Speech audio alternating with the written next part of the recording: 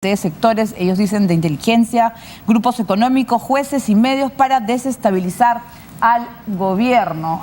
Lo cierto es que este giro dado por Cristina Fernández en cuanto a su versión, porque primero estaba segura que se había quitado la vida, luego ahora que no, lo hizo vía Facebook en una carta, se puede decir, larga, y una presidenta que está acostumbrada siempre a salir en cadena nacional o decir las cosas hasta por Twitter, no ha dado la cara, ¿no? Y es esa reacción que también ha molestado a un gran sector de los argentinos, ¿no? Ese cambio, ¿por qué el cambio? Y esta, no sé, falta de muñeca en manejo político del tema, sabiendo que los perjudica muchísimo. Pero por eso decía al principio que en mi opinión, si acaso esto parece una buena coartada, ¿no? Porque si el gobierno estuviera detrás del asesinato, en la eventualidad de que haya sido un asesinato, hubiera preparado un mejor plan de contingencia para lo que venía después. ¿O no? Y esta reacción tan torpe sugiere que no estaban preparados para lo que ocurrió.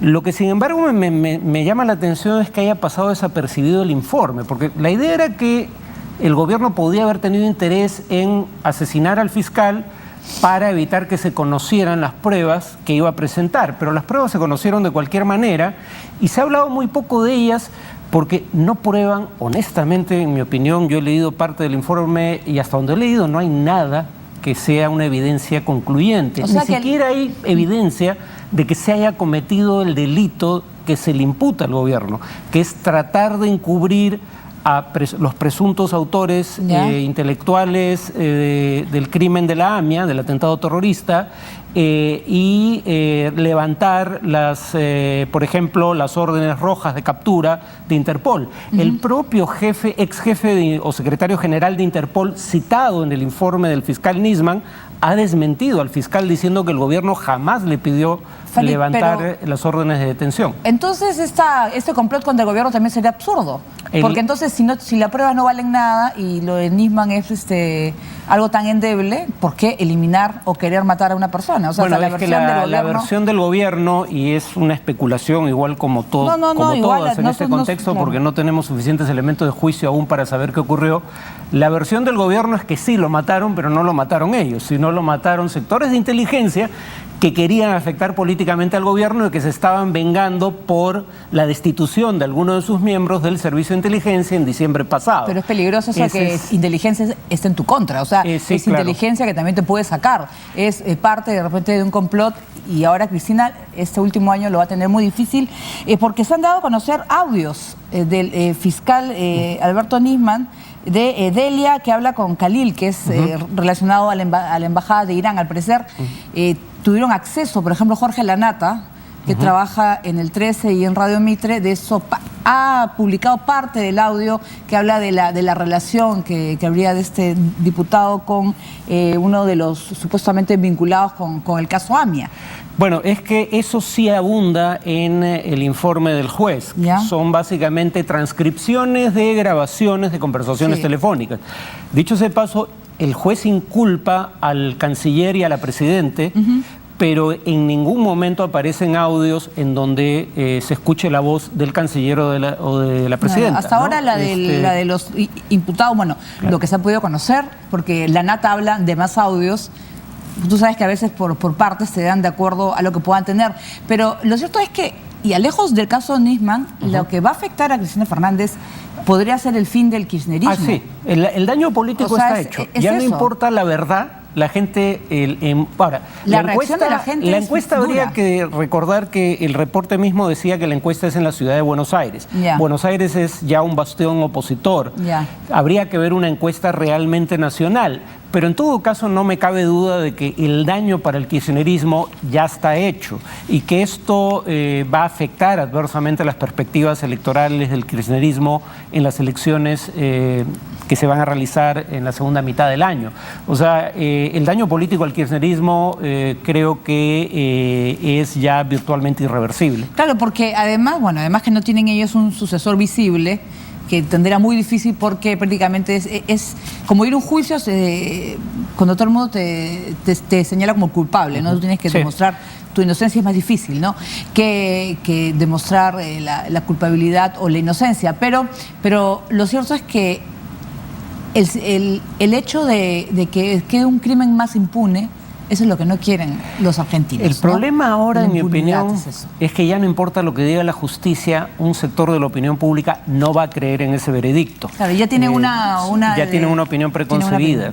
Así es, y además lo que está saliendo muchísimo en la prensa argentina, que le ha dado una cobertura increíble a este caso, son diversos puntos, desde testimonios de las personas que rodearon a Nisman en las últimas horas de su vida, y se ha dado a conocer un video que vamos a ver a continuación de la llegada del fiscal a Argentina. Él había ido de vacaciones a Europa con su familia y él tuvo que regresar. Sí. Regresó el 12 de enero. Se le ve en el video muy nervioso llegando. Al parecer se equivoca de la zona en la cual tiene que marcar en migraciones. Pero sin embargo es una cámara que lo sigue a él, ¿no? Lo curioso es eso, ¿no? Sí. Generalmente esas cámaras son cámaras fijas en el aeropuerto. No sé, habría un seguimiento a Nisman, porque él habla hasta con un integrante ahí de migraciones que lo esperaba, habla por teléfono, y eso es lo que están destacando, ¿no? ¿Quién lo recibió en el aeropuerto de Ezeiza? Y es un seguimiento, o sea, nada es casualidad, lo están siguiendo realmente. Lo están siguiendo, lo cual abona en favor de la tesis de que sectores de inteligencia nacionales y extranjeros, porque incluso en el reporte Nisman reconoce que un periodista que le sirve como fuente para inculpar a Irán habla de un documento que le fue proporcionado por la Cancillería israelí. Y los Wikileaks dieron a conocer que Nisman coordinaba con la Embajada de Estados Unidos para informar sobre los avances de la investigación. Entonces, la versión del gobierno es que sectores de inteligencia opositores al gobierno dentro de Argentina, por un lado, y sectores de inteligencia de países como Estados Unidos, Israel, enemigos de Irán, por otro, habrían utilizado a Nisman para sus propios fines. Y o sea, que parte Irán de la información lo descarta todo. Irán y que no parte tiene nada. Bueno, el gobierno no dice eso, ¿no? Pero parece implícito. Parece implícito que Estados Unidos e Israel tenían interés en incriminar autoridades iraníes. Esa es la versión oficial, pero digamos. Y la versión es que se le alimentó en ocasiones con información falsa para afectar al gobierno. Lamentablemente, parece ser, lamentablemente para el fiscal, ¿no? que ha fallecido en estas circunstancias, lamentablemente parece que le dieron información falsa. Por ejemplo, él acusa de ser miembros del Servicio de Inteligencia argentino a 2 personas que, según el Servicio de Inteligencia, jamás trabajaron ahí. Entonces, hay mucha información cuestionable en el informe, y curiosamente del informe se habla muy poco. Es un documento de casi 300 páginas que ha pasado desapercibido dadas las circunstancias de la muerte del fiscal. Bueno, sin lugar a dudas se va a conocer en los próximos días mucho más pruebas. Este periodista Jorge Lanata ha dicho que tiene mucho más. El domingo sale su programa y yo imagino que la próxima semana seguiremos hablando del caso Nisman, pero lo cierto es pues que grave daño le hace al gobierno de Cristina Fernández si quería perpetuarse en el poder. Bien, vamos a ir a Bolivia con la presencia de algunos mandatarios de América Latina. El presidente Evo Morales tomó posesión para un tercer mandato en su país hasta el 2020. Queda posesionado como presidente del Estado Plurinacional de Bolivia. Gracias. Tal y como estaba programado, el presidente de Bolivia, Evo Morales, tomó posesión ante la Asamblea Legislativa Plurinacional en su tercer mandato consecutivo desde 2006 y el segundo bajo la nueva república. Las actividades comenzaron desde muy temprano. Entre los que asistieron a la ceremonia estaban la presidenta de Brasil, Dilma Rousseff, el líder venezolano Nicolás Maduro, el dignatario de Ecuador, Rafael Correa, así como representantes de los sindicatos y los grupos indígenas del país altiplánico. El mandatario reelecto se presentó emocionado en el pleno del Parlamento. Una vez que recibió la investidura, emitió un mensaje a la nación en el que hizo un balance de su gobierno y expuso algunos planes en materia política, economía y social para los próximos años, pero también aprovechó para arremeter contra Estados Unidos. Antes que nos decían, ahí están los datos, si quieres crédito, condicionamiento a privatizar nuestros recursos naturales, eso ha terminado. Por eso muy bien decía nuestro hermano vicepresidente, una reunión, un acto. Ahora no mandan en Bolivia los Chicago Boys, sino mandan los Chuquiago Boys. Yo digo muy diferente, perdone la expresión, yo digo, ahora aquí no mandan los gringos, aquí mandan los indios. Es el orgullo que tenemos, hermanas y hermanos. Tras su ratificación como jefe de Estado de Bolivia, Evo Morales saludó a sus invitados desde el balcón del Palacio Presidencial. En sus primeros 9 años de gobierno, Morales nacionalizó las riquezas naturales, entre ellas los hidrocarburos, y dio al Estado el control de las principales empresas de carácter estratégico, como las telecomunicaciones o la electricidad. Sin embargo, ahora tendrá que gobernar en el contexto de la caída del petróleo y la baja de precios del gas, es decir, no en condiciones del boom económico de los años anteriores. Muy bien, ya estamos viendo ya la ceremonia formal, se puede decir, ¿no? Luego de la de Tiahuanaco, que fue una manera pues de reivindicación al sector indígena de Bolivia. Sin embargo, es el primer presidente de Bolivia que inicia un tercer mandato. Ha tenido que cambiar la Constitución para ello, ¿no?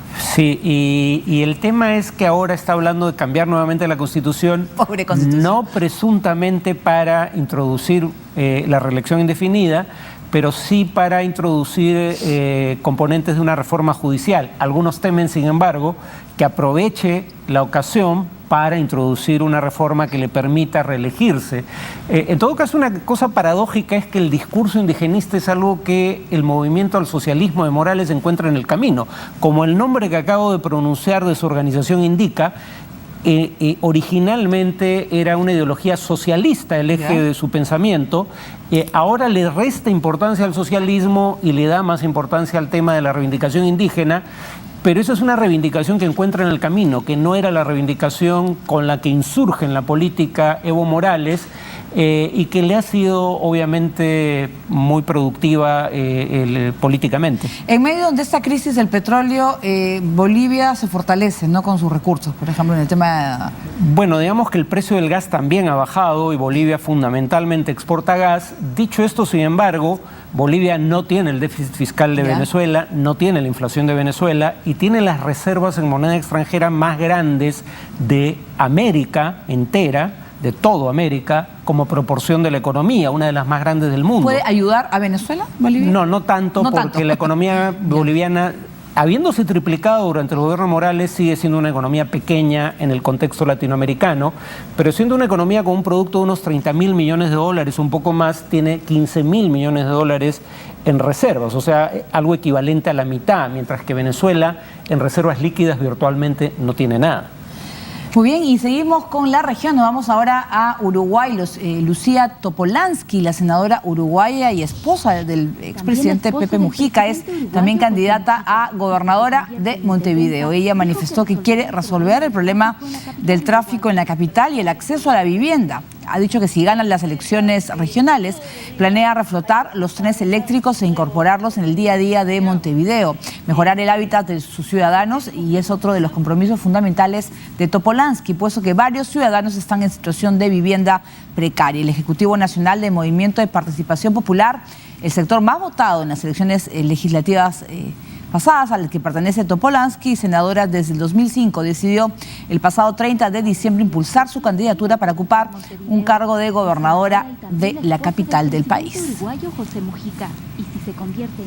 Muy bien, vamos a ver pues si realmente es elegida y al final Pepe Mujica no se retiraría, pues no, estaría ligado, sería el esposo de... Pero además, si quiere resolver el problema del tránsito, que venga a Lima. Montevideo no tiene un problema de tránsito para todo efecto práctico. El tema del acceso a la vivienda probablemente sí sea un problema. Ah, claro, eso es lo que yo estaba pensando. ¿Cómo debe ser el problema de tráfico en Montevideo? No existe, o sea, bueno, para estándares nuestros es virtualmente inexistente. Sí. Muy bien, nosotros vamos a hacer una pausa, vamos a regresar con información de Ucrania. El presidente Poroshenko ha convocado de emergencia a jefes de su ejército para una reunión sobre el recrudecimiento de las agresiones de Rusia. Y también Japón ha dicho pues que no va a pagar